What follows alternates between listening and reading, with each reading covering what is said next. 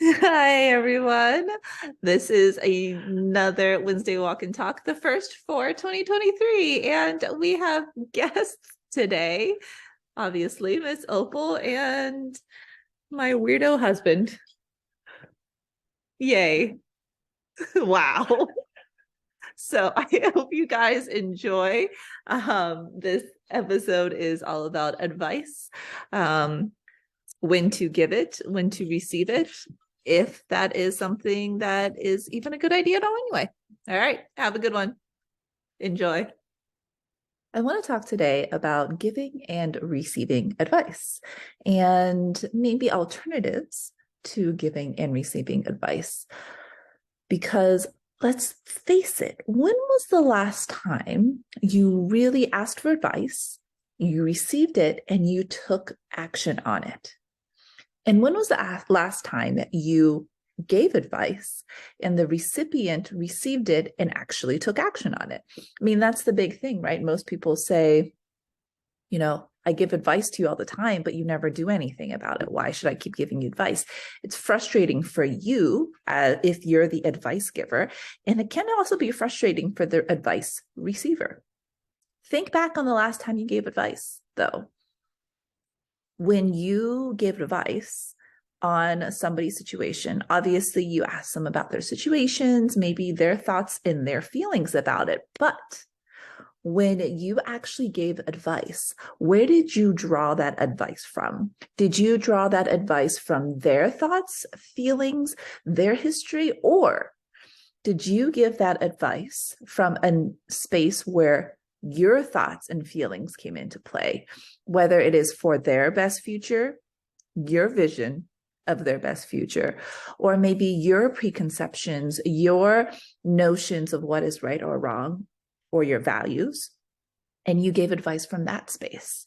Maybe the advice that you gave is advice that you would have given yourself if you were journaling or talking to yourself about something.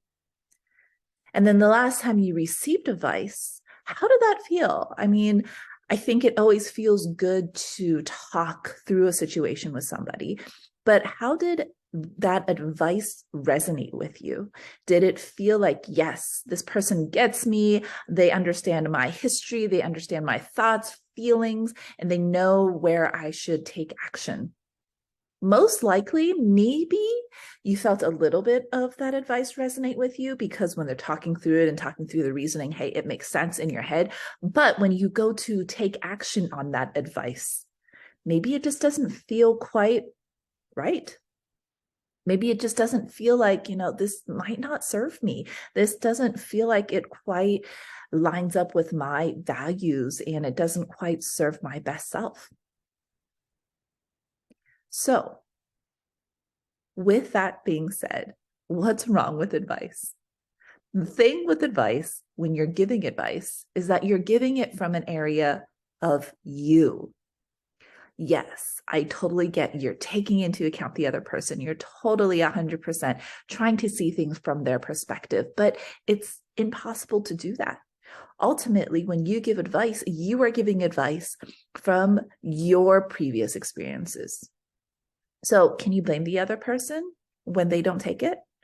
On the other hand, how does it feel when you receive advice from another person's perspective? When it doesn't feel quite like it resonates with you and it doesn't quite serve you. So what's the alternative?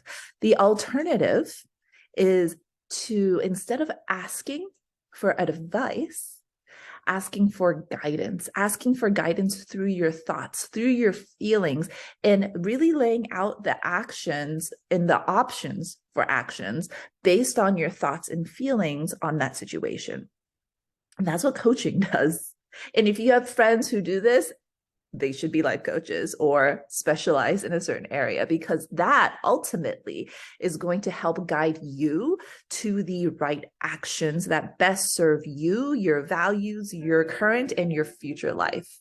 So what is a good alternative to giving or receiving advice? Well, the best thing that I could say is to get guidance. Get guidance through your thoughts, your feelings, and then lay out the actions that you could possibly take based off of your thoughts and your feelings. How do you do that? That guidance comes from coaching. So if you have friends that have done this for you, they're naturals. It's great.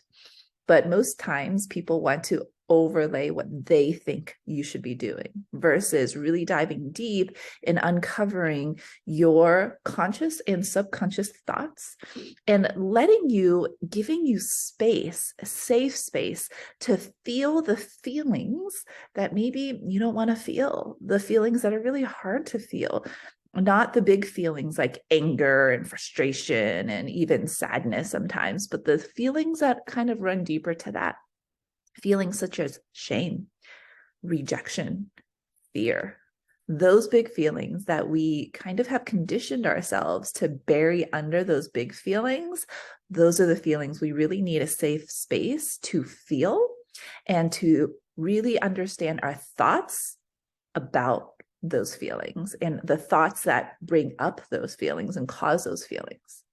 So once you can understand those thoughts and the feelings, then you can make the best decision on your future action based off of your values, based off of how you want your future to look and how you decide to take that next step. So instead of getting advice, do that thoughts, feelings, actions tree. You can self-coach, or you can get coaching, or even just ask your friends and your family and say, hey, I don't want advice, but I want you to just provide a space for me to talk through my feelings and talk about my thoughts, and let me just ruminate about those things. All right. I hope this helped. And the next time somebody comes to you for advice, maybe take a step back before you start with, this is what I think you should do. Just take a step back and ask, do you want me to tell you what to do? Or do you need just some space and a person to talk to help you understand what you want to do next? All right. Have a great day. Thanks for listening. My name is Dr. Panzay, and I am a chronic pain coach.